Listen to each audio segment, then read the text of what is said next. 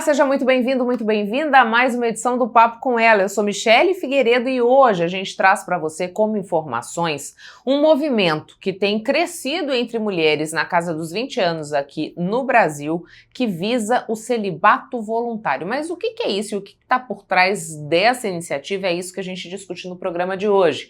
A gente também fala sobre a importância da participação dos movimentos sociais na luta pelo combate à violência contra as mulheres, aproveitando o Agosto Lilás. Você também confere na edição de hoje uma reportagem sobre o programa Se Menina, que trabalha com adolescentes e crianças em vulnerabilidade social aqui em Cuiabá, e um livro que retrata a trajetória de mulheres que conquistaram êxito nas carreiras profissionais. Prepara o teu café e vem comigo que o papo tá cheio de novidade. O Papo com Ela hoje começa o projeto Amor Sem Medo. Esse projeto é uma parceria com o programa de TV Nossa República e o portal de mesmo nome, que durante todo o mês de agosto nós faremos uma discussão a respeito da violência contra as mulheres em todos os seus aspectos. A ideia é contribuir para o esclarecimento e a conscientização da população sobre esse cenário tão preocupante, no qual Mato Grosso figura como o estado mais perigoso para que as mulheres vivam aqui no Brasil. Para você acompanhar todo esse conteúdo, eu te convido a acessar nossarepublica.com.br e também o conteúdo que a gente tem disponibilizado nas nossas redes sociais. Cresce no Brasil o movimento de mulheres com 20 e poucos anos que resolveu aderir ao celibato voluntário. A iniciativa teria como foco trazer um sossego emocional e também escancar uma crise no modo de relacionar-se. Mas o que tem provocado a adesão a essa onda que foi batizada também como heteropessimismo? Para a gente entender esse comportamento, converso hoje com a mestra em filosofia pela Universidade Federal de Mato Grosso, Milana Aguiar da Silva Lourenço. Milana, muito obrigada por aceitar o nosso convite para que a gente falasse um pouco desse retrato que a rede social tem mostrado para a gente de mulheres na faixa dos seus 20 e poucos anos que têm aderido ao celibato voluntário. Quando a gente olha para essa prática, o que isso quer dizer ou o que isso revela sobre os relacionamentos da atualidade? Olha, eu tendo a pensar que isso tem muito a ver com os papéis de gênero, né? Com a forma como eles são impostos para nós, né? O que significa ser um homem, ser uma mulher e quais são as expectativas que estão em nós desde antes da gente nascer, né? Desde antes da gente nascer existe a ideia de que os homens têm que ser pegadores, as mulheres têm que preservar alguma forma de virgindade, uma castidade do corpo, né? Então, acho que isso revela a forma como a gente entende o sexo. Mulheres e homens entendem de formas diferentes, mas também esse entendimento faz com que os homens tratem as mulheres de uma maneira que agora a gente não quer ser mais tratada. Na verdade, a gente nunca quis, né? Eu acho que ninguém nunca quer ser tratada de uma forma objetificada. Mas tem um rebelar-se agora, né? Com certeza. Uma rebelião que tem suas contradições ainda, né? Como a gente estava falando nos bastidores, eu creio que isso ainda traz uma perspectiva de que a gente entende a nossa sexualidade como algo um pouco mais sagrado ou intocável, né? Enquanto que a sexualidade dos homens é praticamente uma necessidade, né? O sexo é uma necessidade dos homens, ou menos se entende assim, e não à toa a prostituição é algo muito mais voltado para os homens, né? É como se os homens precisassem de sexo, né? Das mulheres, os homens heterossexuais ou bissexuais, precisassem de sexo, e agora que a gente tem essa rebelião, a gente não está dando a moeda de troca que eles querem.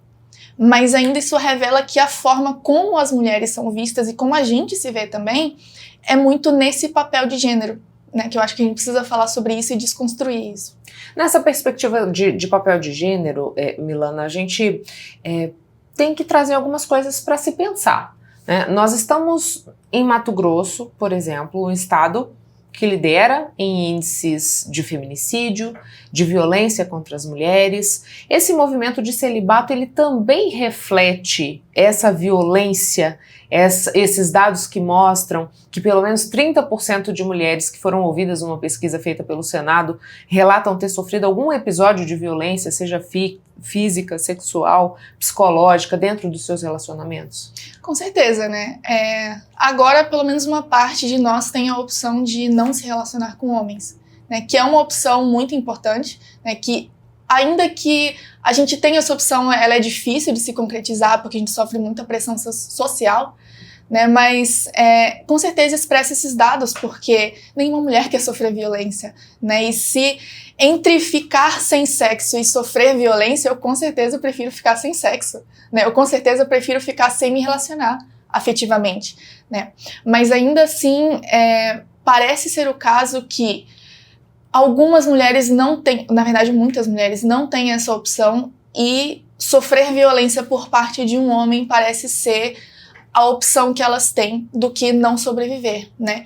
Então, em muitos estados ou em muitos lugares do nosso próprio município, nas regiões periféricas, é casar com um homem ou não sobreviver, não conseguir trabalho, né? Porque você tem uma criança para cuidar muitas vezes. Então, para você sair de casa, conseguir um trabalho é muito mais difícil do que para um homem. Ou isso acontece com a gente quando saímos de casa, de fingir que a gente está falando com o namorado no telefone, ou estar com um amigo e fingir que ele é o seu namorado para evitar o assédio de outros homens. Então a gente também ainda vê a companhia masculina, por mais que ela seja violenta, como algo que nos traz uma segurança contra outros homens, né? Então eu imagino que não só uma segurança com outros homens, mas uma segurança financeira para as mulheres que não têm uma possibilidade de trabalhar. Então eu penso que, ainda que isso revele esses dados, isso é uma opção para uma parte muito pequena de nós ainda, que consegue evitar essa violência mesmo com muita pressão social, né? Quem de nós pode trabalhar consegue evitar ter que se casar com um homem para sobreviver, né? E ter que se relacionar com um homem para ter algum tipo de segurança. Então, essa é uma perspectiva que quando eu comecei a pensar um pouco sobre isso, essa me parece uma perspectiva um pouco mais saudável de se pensar, né? Uhum. A gente está falando de um movimento que tem tomado corpo no Brasil, mas ele já acontece fora do país. Por exemplo, o celibato voluntário, ele teve bastante engajamento também na Coreia do Sul, né? E ao passo que a gente vê esses movimentos crescendo, não só no nosso país, mas em outros, chegam dados que mostram também que nós nunca tivemos tantos jovens conservadores do sexo masculino, em comparação com homens mais velhos, do que a gente está tendo agora. Isso também tem relação, Milana? Olha, a questão de esse movimento estar localizado em outros países também, como a Coreia do Sul, mostra que o patriarcado não é um fenômeno exclusivamente brasileiro, né? Na verdade, está longe de ser isso, e também não é um fenômeno exclusivamente ocidental, me parece. Ainda que a gente possa pensar também em como que a colonização ocidental impôs isso a outras localidades que tinham outras formas de se pensar em papéis de gênero, né? Mas sobre a questão de jovens conservadores, eu penso que há um fenômeno de ação e reação aqui, né? É óbvio que agora que a gente está pensando em uma libertação sexual das mulheres, né, que é um ponto central para esse movimento, a parcela da população que estava vivenciando os privilégios, vamos dizer assim, né, dos papéis de gênero que a gente tem, não quer perder isso, né? Então, dá pra gente comparar isso com todo e qualquer movimento reacionário que existe, como, por exemplo, movimentos completamente racistas, nazistas, que estão, de novo, crescendo, né? Inclusive aqui no Brasil, justamente porque, e não tô culpabilizando os movimentos sociais, mas a libertação de um grupo pressupõe a perda de privilégios do grupo que estava dominando antes, né? Então, é evidente que esse movimento tende a crescer, né? E a gente precisa falar sobre isso para tentar evitar isso. Até numa tentativa de abafa dessa expansão que se tem, né? Exatamente. E me diz uma coisa, existe até um termo que está sendo utilizado para falar do celibato voluntário, que seria o heteropessimismo. A gente já vai nessa busca quando vai numa certeza de que a coisa não vai dar certo.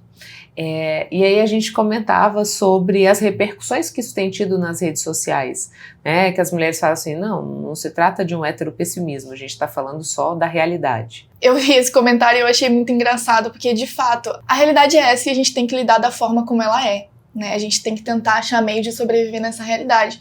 Então, eu acho que essa questão de ser um heterorrealismo, né, como a gente estava discutindo, é muito próximo do que a gente chama de como a gente vê os homens como estupradores em potencial, né? Que é um termo muito pesado e algumas pessoas não gostam de usar, mas que significa basicamente que é uma questão estatística, né? Estatisticamente, os homens são violentos com as mulheres, né? A maioria das nossas mortes, da violência sexual, psicológica contra nós vem de outros homens. Isso não significa dizer que não existem homens bons, não existem homens com quem a gente não queira se relacionar, ou que não existem homens que não são estupradores. Mas não está escrito na testa de ninguém, né? Então, eu acho que essa posição celibatária, voluntária das mulheres, vem muito de entender que em algum momento, possivelmente, elas vão se decepcionar com os homens ou elas vão sofrer alguma violência e elas não querem isso, né? Então é uma posição de tentar ficar em segurança, tentar evitar um mal maior. É claro que ali elas vão deixar de conhecer caras legais, que é possível conhecer, né? Todo extremo vai te podar de alguma coisa. Com certeza. Mas eu vejo como uma posição de tentativa de se proteger, né? De falar assim, eu não quero correr esse risco. Ao mesmo tempo que reflete a forma como as mulheres lidam com a própria sexualidade. A gente não vê o sexo como uma necessidade, como os homens veem, né? E a gente entende que por eles verem isso, a gente não dar isso pra eles é um protesto, né? Então, enfim. E talvez provoque algum tipo de reflexão, já que existem várias frentes que tentam discutir a questão da violência, dos relacionamentos tóxicos, da morte de mulheres que ainda não surtiram efeito? Olha, a questão de provocar uma reflexão provoca, né, de formas diferentes, mas com os homens especificamente eu não sei, assim, porque é difícil a gente pensar do modo como eles pensam, a gente não vive o papel de gênero masculino, a gente vive a nossa perspectiva sobre esse papel de gênero, né, e o que a gente presencia é um movimento reacionário, é um movimento de disputa, é um movimento de dizer que não, as mulheres não têm que ter liberdade sexual, que o nosso corpo pertence aos homens, né, de várias formas possíveis, não só para o sexo, mas para a reprodução, para o trabalho do cuidado. Então, o que a gente vê é esse crescimento, ao mesmo tempo também que tem alguns homens que estão se colocando em reflexão, estão se analisando, né, mas esse é um movimento difícil de se fazer. Ninguém quer perder os próprios privilégios e ninguém quer se desvincular das opiniões que já têm consolidadas, né, vamos dizer assim. É difícil trazer para um outro lado essa questão. E a gente vê esse crescimento na geração Z, uma geração que de alguma maneira, eu digo assim, esse movimento, né, ele é maior entre as integrantes da geração Z, uma geração mais nova, uma geração que tem mudanças no relacionar-se no universo do trabalho, que tem mudanças na perspectiva daquilo que considera como sucesso, que tem mudanças até mesmo nessa perspectiva da relação com a tecnologia, o mundo digital, e que agora diz assim, olha, vamos olhar para essa questão porque não está legal, né? Qual é o tipo de expectativa que se nutre quando se vê uma geração se voltar para olhar para situações como essa, Milana? Olha, é difícil falar em expectativas, pelo menos para mim, porque a gente teria que tentar fazer algum tipo de previsão, mas eu vejo esse movimento nas gerações mais novas, né, como um reflexo, um fruto do que foi construído até então, né, um fruto dos movimentos feministas e que tem ganhado uma certa força agora, né, ao mesmo tempo que, e eu falo isso enquanto professora, a partir de uma experiência pessoal, eu vejo que é uma reflexão muito positiva dos jovens, mas que ainda carece de elementos conceituais um pouco mais sólidos, né? Então, muitas vezes, e isso a gente vê em sala de aula, os jovens, eles aderem, isso não é para adolescente, né? Mas aderem por uma questão de se encaixar em algum grupo. Então, eu não acho que esse posicionamento tem que ser para se encaixar, né? Eu vejo que os adolescentes, eles acabam tentando se encaixar ou em grupos reacionários, conservadores, preconceituosos, né? ou nesses grupos que tendem a ter uma perspectiva progressista, mas que ainda é irrefletida, vamos dizer assim, né? Carece de um aprofundamento. Então, com certeza é fruto do que a gente teve até então. Eu penso que pode ser que evolua para um sentido muito mais interessante, mas ao mesmo tempo a gente precisa pensar isso em uma perspectiva educacional, né? Então, para onde esse rumo vai se não tiver um embasamento teórico? Eu não estou dizendo que quem não estuda não pode pensar sobre isso, não é esse o caso, mas que eu não sei se levaria para um lugar saudável se a gente não tiver um aprofundamento, entende? Talvez levaria para uma radicalização, para uma extremidade que a gente não quer na sociedade, vamos dizer assim, né?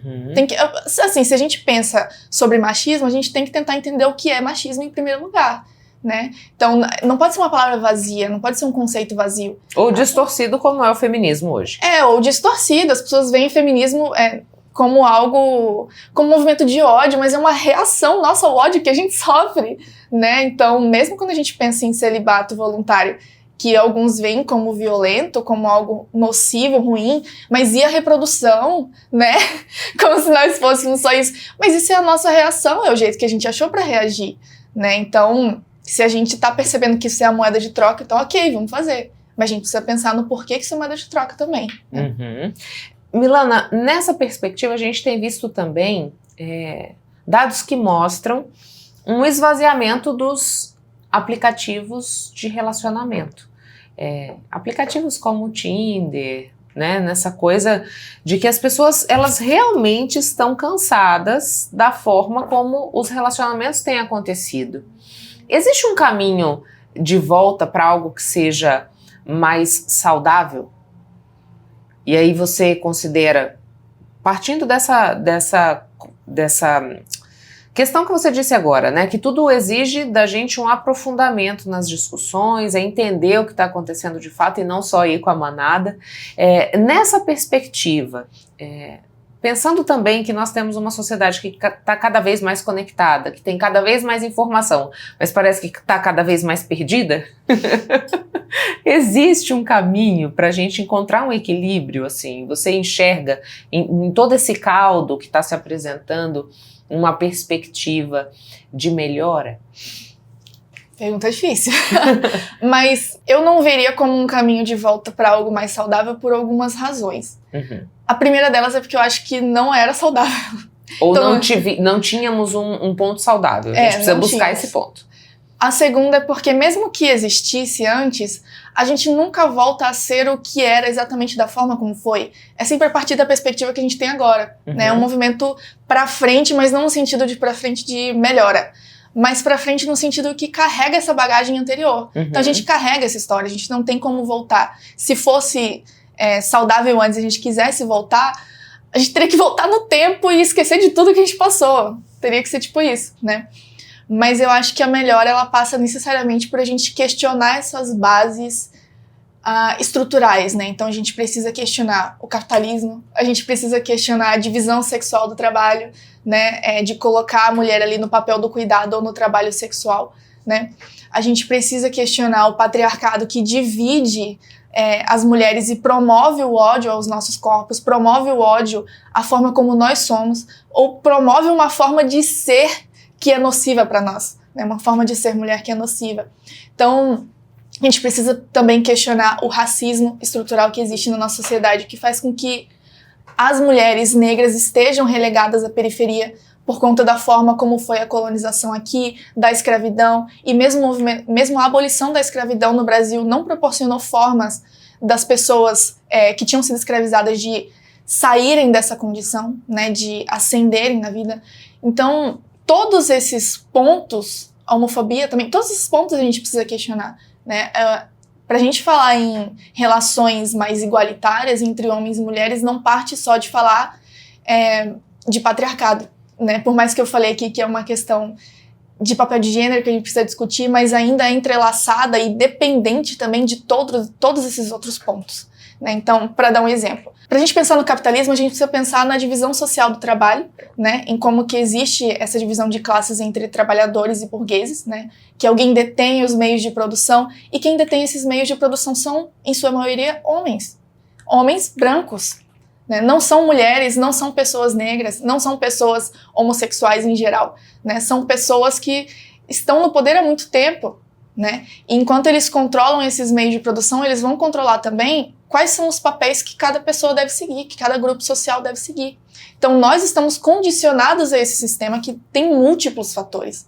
Eu acho que para pensar em uma perspectiva de melhora, a gente precisa fazer a discussão de cada um desses pontos e relacionar todos eles, né? Que é um trabalho acadêmico, mas é um trabalho que precisa estar nos movimentos sociais e precisa se expandir para as escolas também. Era isso que eu ia lhe perguntar, o papel da educação nesse processo, né? Porque, assim, todas as vezes que a gente conversa com as mais variadas personalidades para falar sobre problemas que passam pelo uso excessivo de telas, que passam pela violência contra a mulher, que passam pelo racismo, que passam pela LGBTfobia, todo mundo diz, não existe outro caminho que não seja a educação. E aí, como fica o papel da educação nessa perspectiva? A educação também não reproduz tudo isso que a gente está falando? Ah, reproduz com certeza. Sendo professora mulher, assim, em sala de aula é complicado lidar com meninos em geral. Não são todos, mas em geral é um pouquinho complicado porque eles reproduzem isso também, né? Então, é uma relação que ainda permanecem muitas violências nessa relação.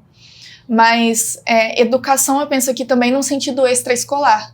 Então, não basta só a gente falar com os adolescentes, com as crianças, a gente precisa também engajar isso nos movimentos sociais, né? Engajar isso dentro das nossas disputas políticas. Então, eu vejo a educação como algo essencial, mas uma educação que não abrange só a escola. Abrange a conversa que a gente está tendo também, por exemplo, né? Então, educação no sentido de trazer reflexões, né, sobre esses assuntos. Talvez a gente pense em uma melhora. Talvez. Só talvez, né? Porque eu não sei, os movimentos reacionários têm crescido tanto que fica um pouco difícil ter esperança, mas enfim. Eu queria fechar a nossa conversa com esse questionamento, porque assim, a gente tá vendo o celibato voluntário crescer e a reação a isso é os grupos conservadores dizerem assim, isso é assim que tem que ser, porque quanto mais a mulher se preserva, mais valor ela tem. A gente está vendo um resgate daquele movimento Bela Recatada e do Lar que aconteceu há não muito tempo, né? Ou há um pouquinho de tempo, cerca de uns 10 anos a gente viu isso rolar. E aí, isso é uma forma de neutralizar o protesto? Esses movimentos reacionários, eles tendem a ter mais força porque eles são o status quo. Né? Eles são a situação, a oposição somos nós que estamos tentando lutar contra isso. E a oposição, ela precisa ganhar força no senso comum. Então, ao mesmo tempo, eu também não... eu tento não ser esperançosa, apesar de que já não tenho esperança porque as coisas estão difíceis, mas eu tento não ser esperançosa porque eu acho que o movimento da história, ele não é linear, assim, né? E não necessariamente o que a gente está pensando pode ser o melhor. Né? Eu acho que essa é a perspectiva que a gente tem, a gente sempre pode estar errado, né?